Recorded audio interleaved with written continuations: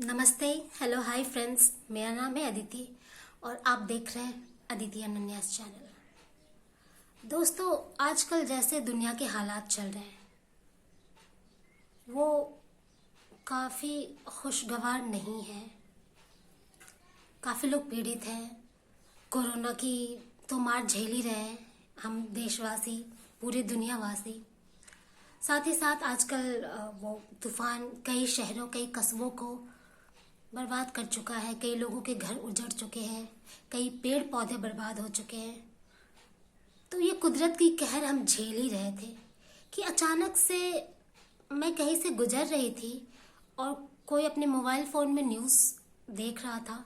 तो मैंने सुना कि सुशील कुमार, जो हमारे वर्ल्ड चैंपियन है ओलंपिक में, जिन्होंने इंडिया को सम्मान दिलाया है, जिन्होंने कई एशियन गेम्स जीते हैं, कि वो भागे भागे फिर रहे हैं। उन पे कोई मर्डर का चार्ज है। तो फिर मैं जब फटाफट घर आई तो मैंने रिसर्च करना शुरू किया। तो मैंने देखा कि वाकई वो भागे हुए हैं एक मर्डर के चलते। तो फिर ये पूरी कहानी रिसर्च करने के बाद जो मैंने समझा, जाना, वो मैं आपको आज बताती हूँ।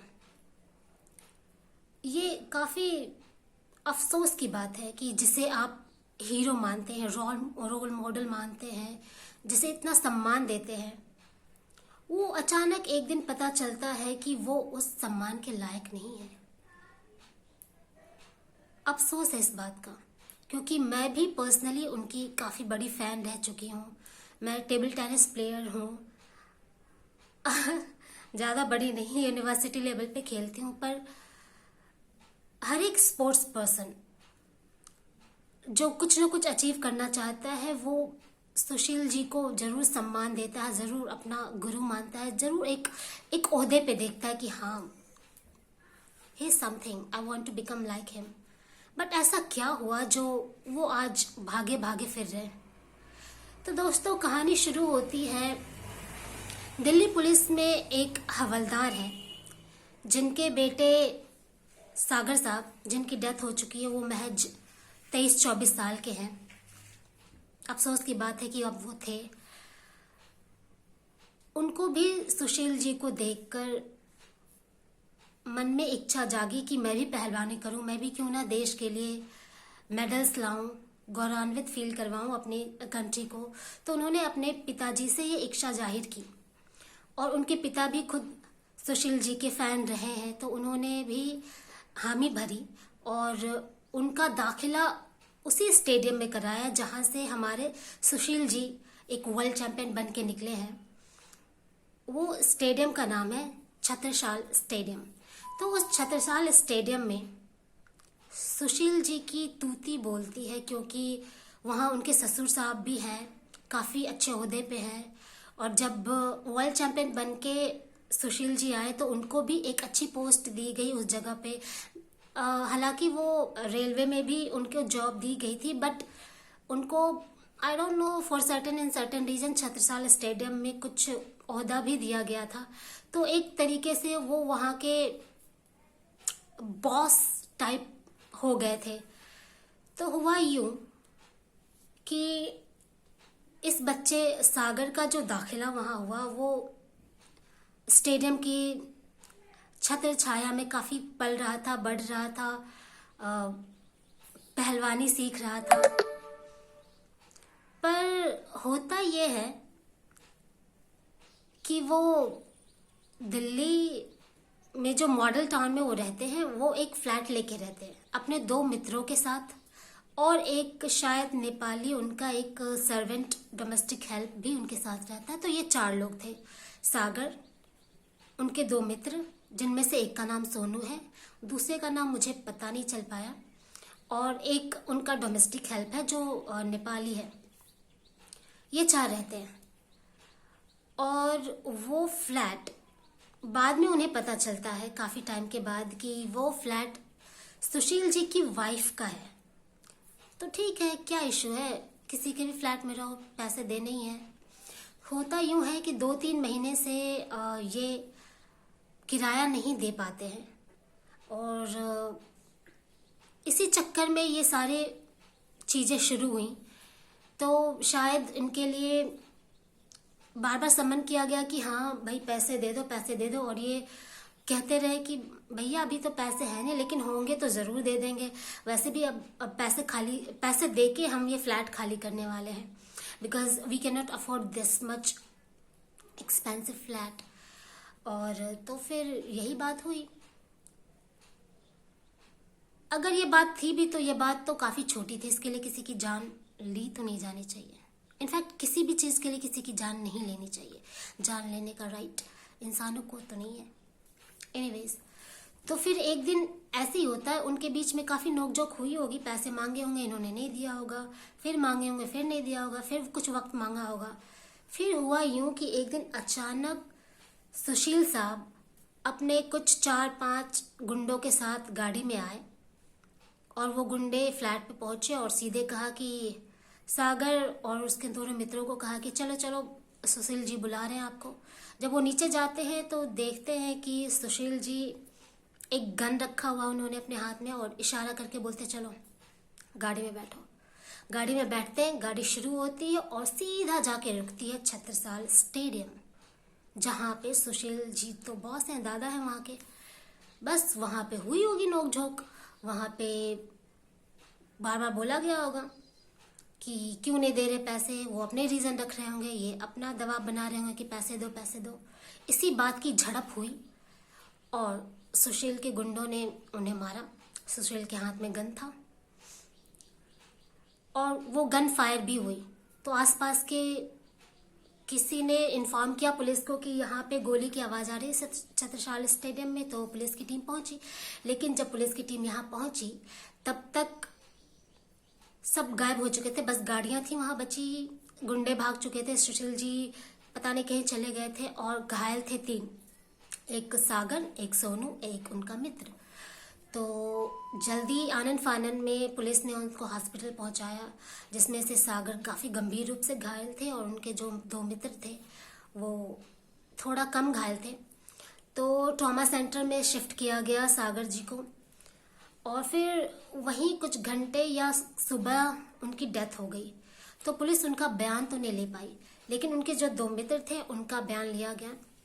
बयान से ये पता चला कि जब उन्होंने उनको गाड़ी में बिठाया तो सुशील जी ने बोला कि क्यों मेरा फ्लैट हड़प लेना चाहते हो, तुम्हारा यही प्लान है।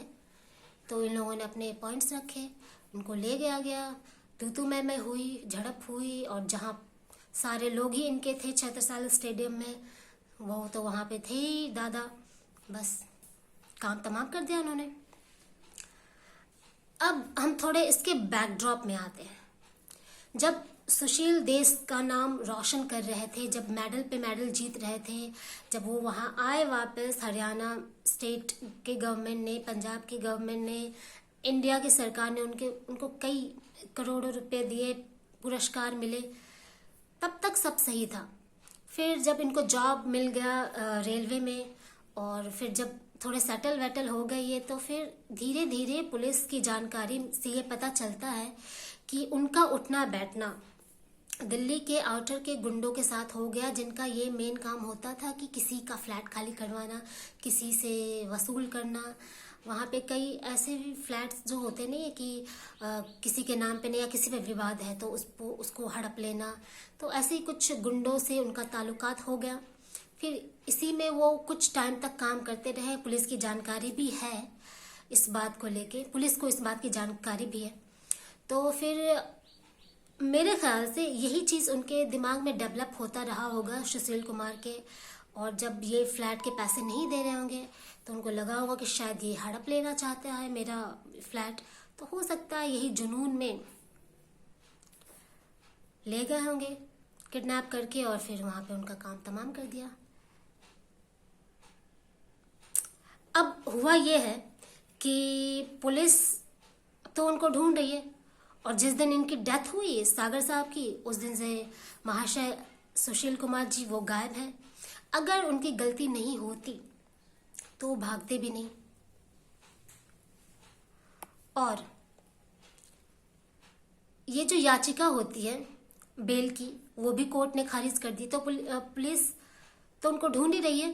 तो फिर सुशील के सामने कोई और ऑप्शन नहीं, वो भागे भागे फिर रहे। पिछली टाइम उन्हें हरिद्वार के किसी मठ में देखा गया था, और कभी यूपी कभी हरियाणा, वो किसी जगह स्थिर नहीं है, वो इधर उधर भागे फिर रहे हैं।